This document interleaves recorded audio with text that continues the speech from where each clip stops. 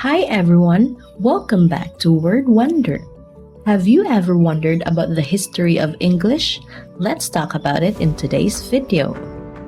Did you know that English has a kind of double vocabulary system? What I mean by that is, in English, we often have two words for the same thing, sometimes more. But the interesting thing is that these words can have very different connotations, even though they mean the same.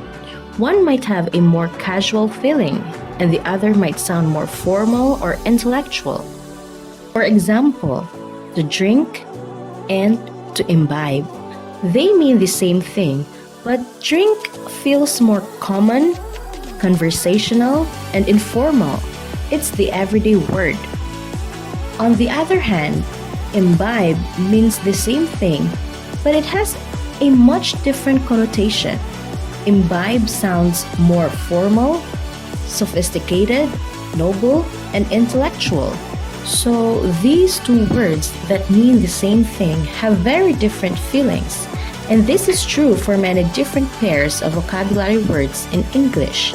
They often come in pairs, each with a different tone or feel. Why is that? Well, the answer lies in the year 1066. It's time to learn some history about the English language, and this is the most important year in its history.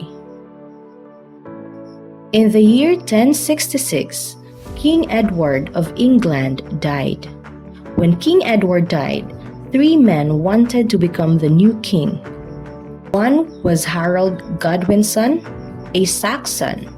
Saxons were people who had originally come from the Germanic regions. They had settled in England a long time ago and spoke Old English.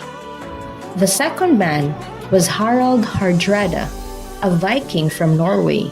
He was the king of Norway and believed he should be king of England because one of his relatives had once ruled there. He spoke Old Norse, an ancient form of Norwegian and Danish, as did the Vikings and his people. The third man was William of Normandy, the Duke of Normandy in northern France. The Normans had an interesting history. Normandy was invaded by Vikings from Sweden, Norway, and Denmark. After several generations, these Vikings had mixed with the local population and spoke French. So William of Normandy and his people were French speakers. So in 1066, England had three main groups: Harold Godwinson and the Saxons, who spoke Old English, Harald Hardrada and the Vikings, who spoke Old Norse, and William of Normandy and his Normans, who spoke French. This year would decide the future of the English language through two major battles. First, Harald Hardrada and the Vikings invaded England. They landed in northern England with their ships. Harold Godwinson and the Saxons, who were in southern England, quickly marched north to face the Vikings. This was one of the most famous marches in English military history because they moved at an incredible speed. They marched from London all the way up to northern England in just 4 or 5 days. The Saxons surprised the Vikings, who weren't expecting an attack so soon. The battle, called the Battle of Stamford Bridge, took place near a large bridge. The Vikings were caught off guard. Many were relaxing and didn't have their armor on. This gave the Saxons a big advantage, and they won the battle. King Harald Hardrada, the king of Norway, was killed. The surviving Vikings retreated back to Norway.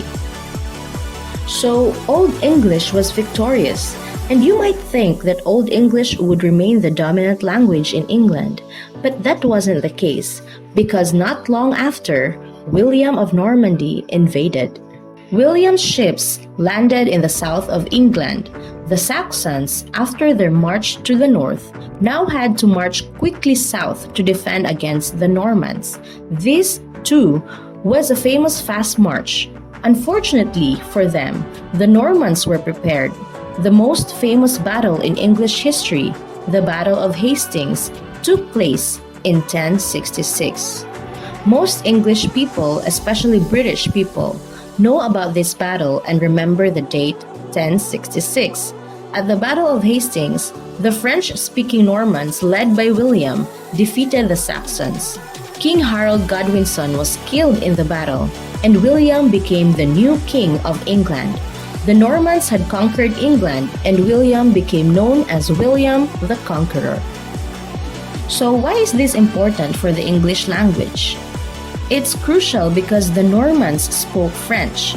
After 1066, there were now two languages spoken in England.